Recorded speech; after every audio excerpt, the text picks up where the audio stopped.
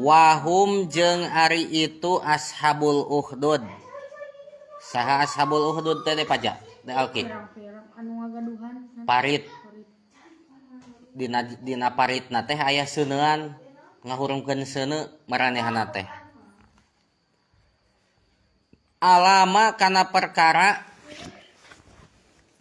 yap aluna anu migawe itu ashabul ukhdud bil mukminina kajalma-jalma anu iman billahi ka Gusti Allah minta dibihim buktina tina nyiksana itu mukminin bil ilqai ku ngalungkeun pinari dina jero seuneu illam yarji'u lamun teu baralik itu mukminin an imanihim tina imana itu mukminin syuhudun eta anu nyaksi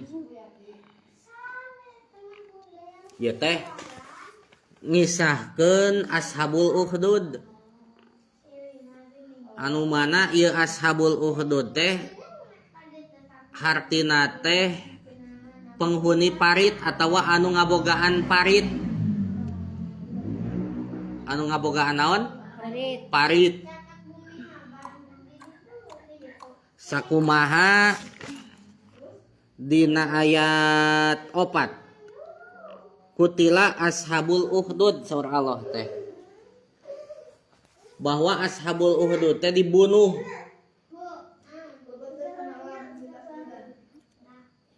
bahwa anu ngabogaan parit teh dinaon dibunuh jalma-jalma kafir ieu teh anu ngabogaan parit teh lain jalma nu iman tapi jalma kafir tuluy dina ayat 5 na annari datil wakud dina eta parit teh eta ashabul ukhdud teh ngahurungkeun seuneu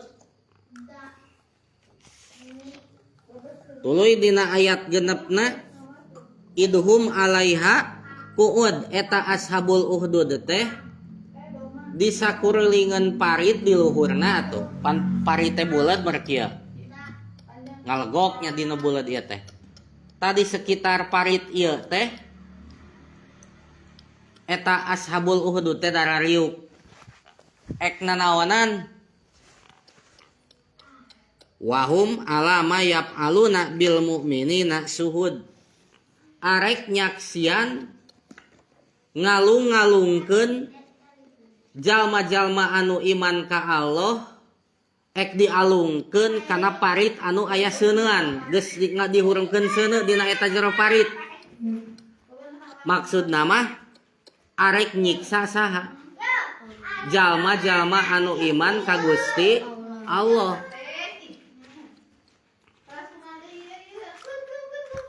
cek ashabul ukhdud teh lamun cek basa urang mah sok maneh kudu naon kudu murtad kudu kaluar tina agama Allah sok maneh kudu jadi nuturkeun ka anak-anak agama kami cek saha teh cek ashabul ukhdud teh ulah iman ka Allah lamun maraneh keukeuh iman ka saha ka Allah maka maraneh bakal disiksa ku kami nyaeta siksaanana teh naon dialungkeun kana parit anu mana dina paritna teh geus dihurungkeun naon seuneu tah kitu baheula teh halik salih karti kisahna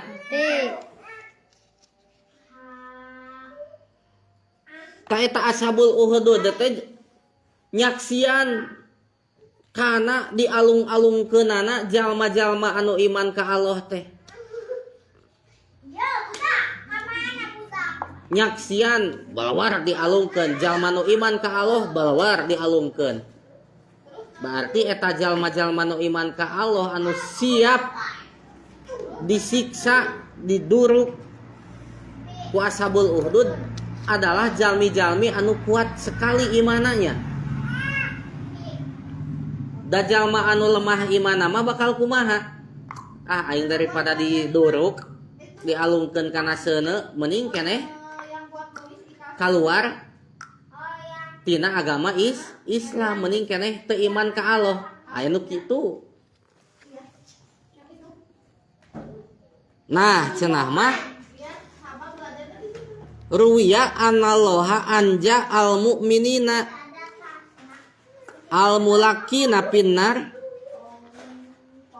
diriwayatkeun bahwa Allah Subhanahu wa taala nyalametkeun jalma-jalma anu iman anu dialeungkeun kana seuneu dina parit nyaeta ku dicabut arwahna eta jalma-jalma nu iman sebelum terjerumus kana seuneu dina parit. Tah kitu.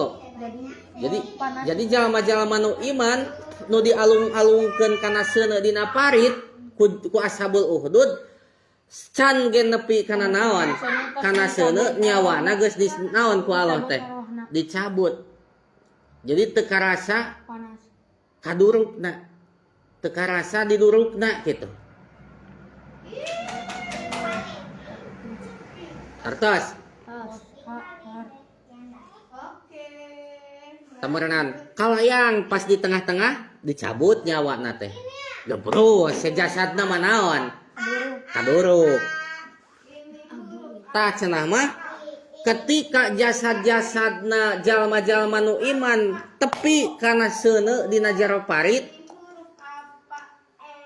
eta si seuneu teh kaluar nepi ka nyamber eta seuneu teh nyamber ashabul uhdud nepi ka pararaeh ashabul uhdud teh kitu.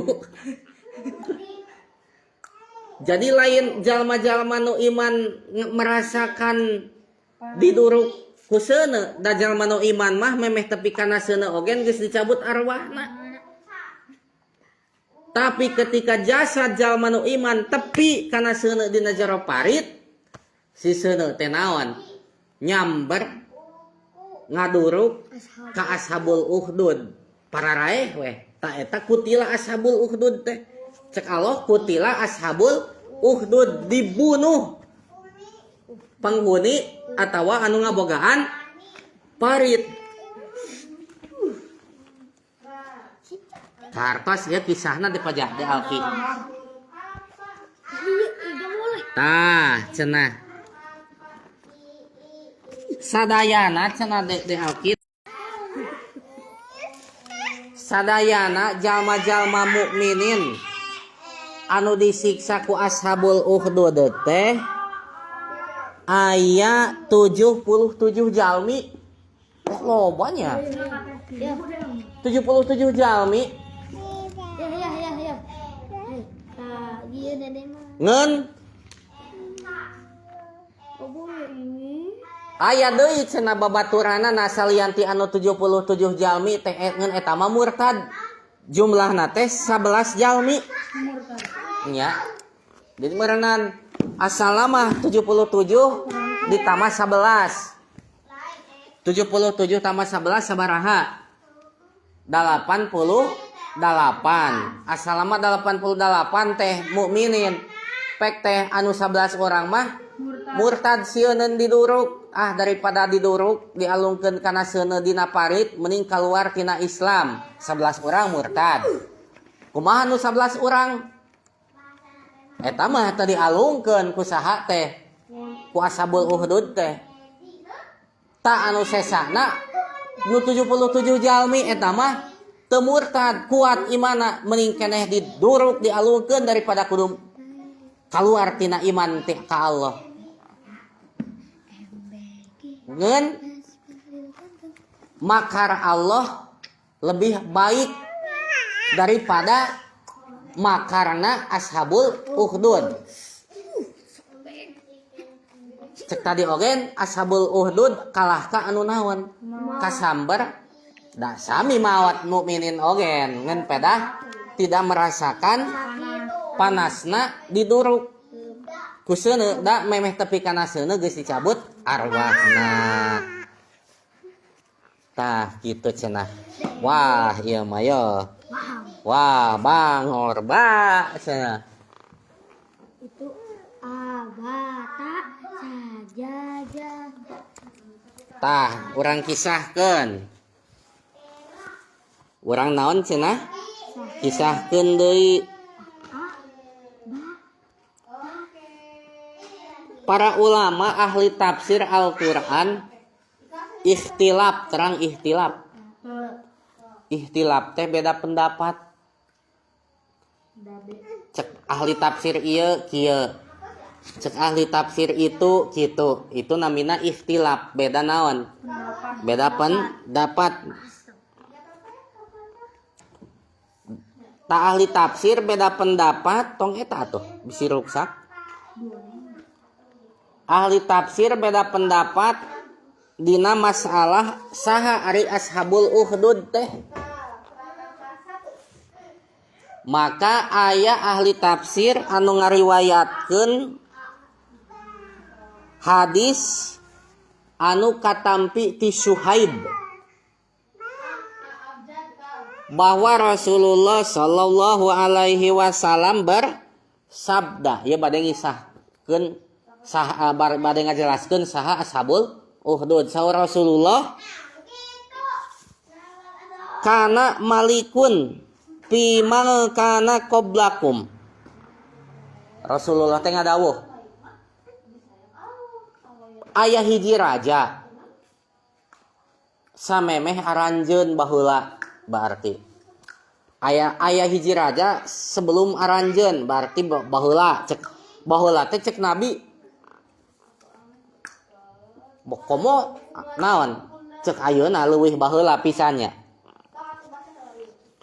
Wa kana lahu sahirun, eta si raja teh ngabogaan tukang sihir. Palamma kaburo, mana bi teh?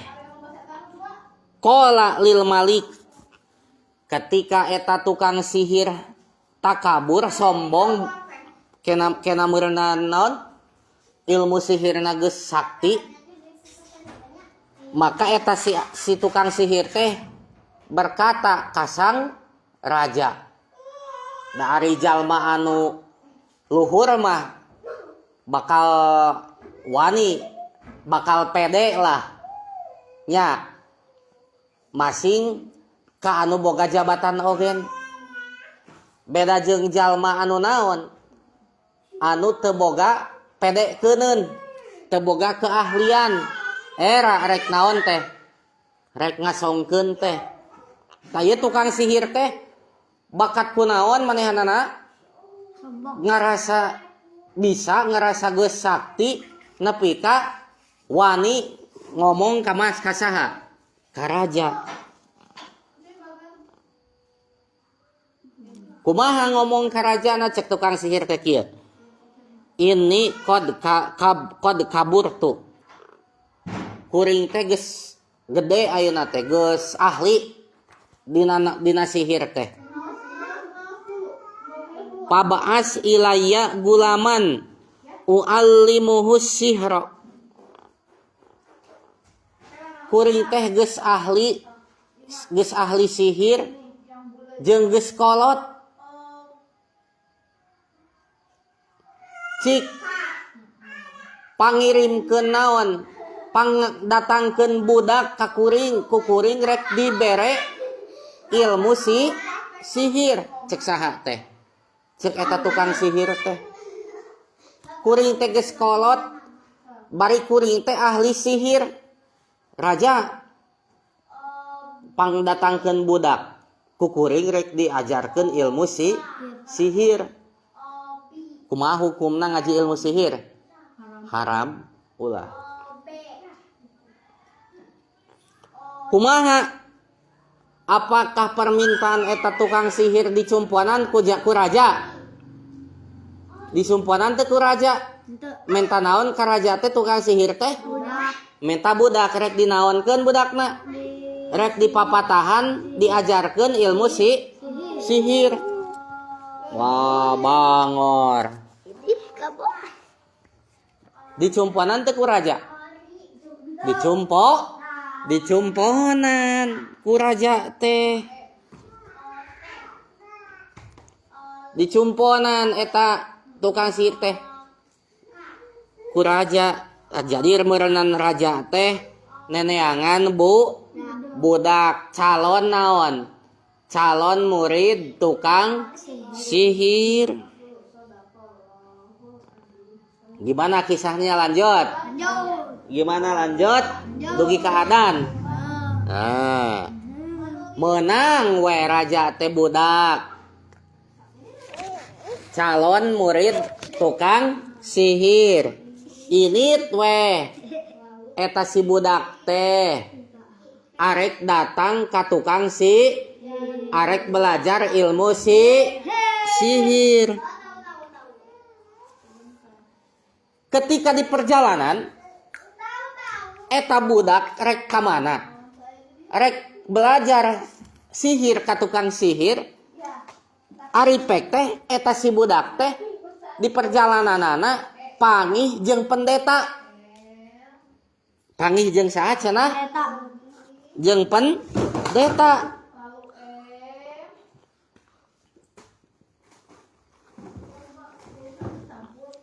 Kumaha atuh? Nya tungtung nama eta si budak teh ngadongeng heula jeung saha? Jeung pendeta. Can tepi ieu teh si budak teh ka saha? Ka tukang sihir teh da kaburu papangih jeung pendeta di perjalanan. Ngadongeng we. Jeung saha budak teh? Jeung pendeta. Tah, ketika eta budak ngadongeng jeung pendeta, eta budak merasa takjub. Apal takjub? Naon? Kagum. Karena obrolan pendeta. Aya halus ieu obrolan saha?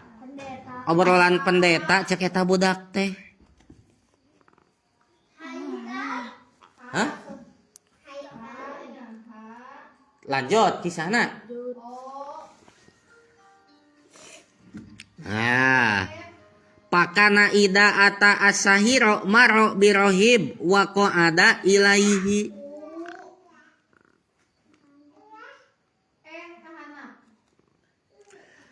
Ketika eta budak datang ka tukang sihir, tepi merenanya eta budak teh ka saha? Ka tukang sihir. Pek teh eta budak teh ngaliwat deui ka pendeta. Sehingga eta si pendeta teh diuk deukeuteun eta si budak.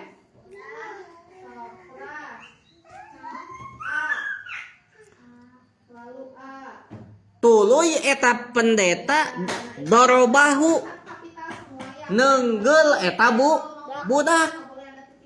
Jadi ieu teh aya sabaraha jalmi?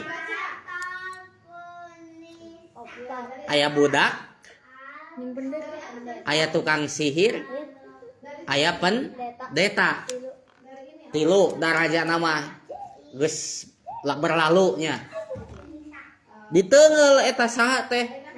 Budak teh kutuku pendeta.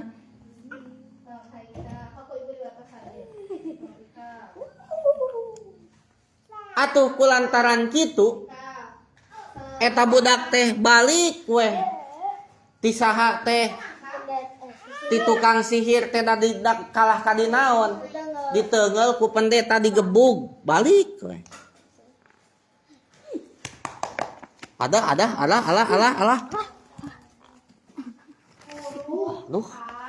Balik ku eta budak teh nya. Mana DB teh?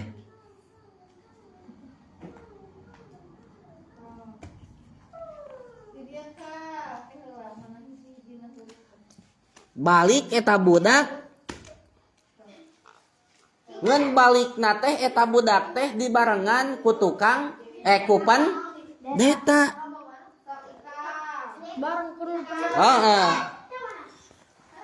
Jadi budak teh rek diajar sihir teh henteu waka terhalang ku pendeta. Di bawah ngadongeng deui we eta budak teh kusaha?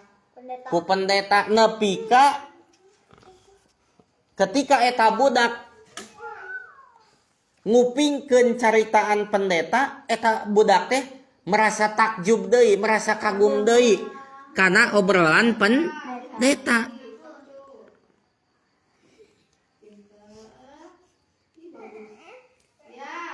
Tah. Geus weh caritana teh can adan kagoknya. Eta budak teh geus ngadongeng jeung pendeta teh balik weh ka keluar gana ka indung bapana meureunnan. Pas eta budak tepi ka keluargana ka indung bapana, eta budak teh kalah ka diteungeulan ku keluargana teh. Balik ka imah teh kalah ka di gebugan eta budak teh kusahana ku keluargana. Kumaha eta budak teh kabur ti manana teh? Ti imah keluargana teh. Ka mana kaburna cing? Ka pendeta ka tukang sihir? Kaburna teh ka pendeta. Eta budak teh.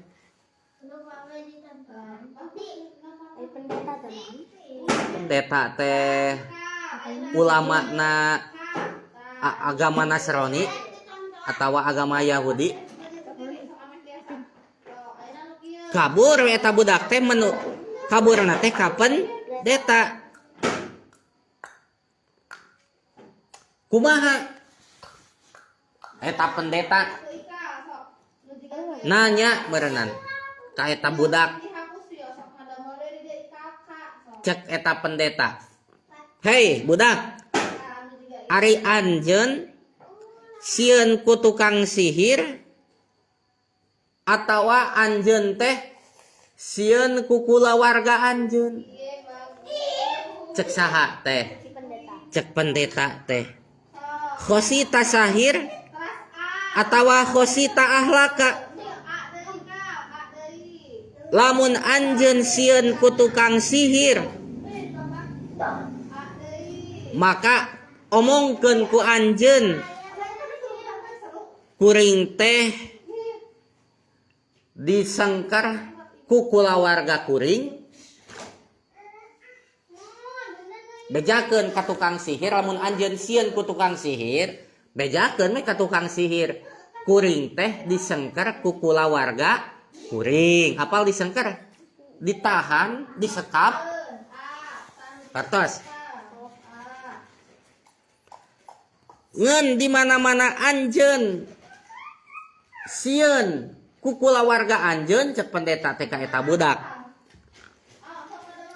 Temal we ku anjeun ka kulawarga anjeun bahwa kuring teh disekap ku tukang sihir. Jadi kitu cek pendeta teh. Hai budak, mun anjeun panggih tukang sihir, bejakeun kuring teh disekap ku kulawarga kuring. Tapi lamun anjeun panggih jeung saha? Lamun anjeun panggih jeung lamun anjeun panggih jeung keluarga anjeun, bejakeun ku anjeun kuring teh disekap ku tukang sihir. Tah, bagaimana kisah selanjutnya? Insya Allah pada waktu dan lain kesempatan. Ieu teh can kapangih ashabul ukhdud nama karek nyaritakeun naon? Karek nyaritakeun baheula aya hiji raja, cek nabi baheula teh. Raja naboga tukang sihir, tukang sihirna geus kolot, hayang ngawariskeun ilmu sihirna ka budak leutik atawa ka budak ngora. Pek teh lukaliku budak ngora rek datang ka tukang sihir teh sakumaha neme we geus diobrolkeun, geus dikisahkeun. Wallahu a'lam.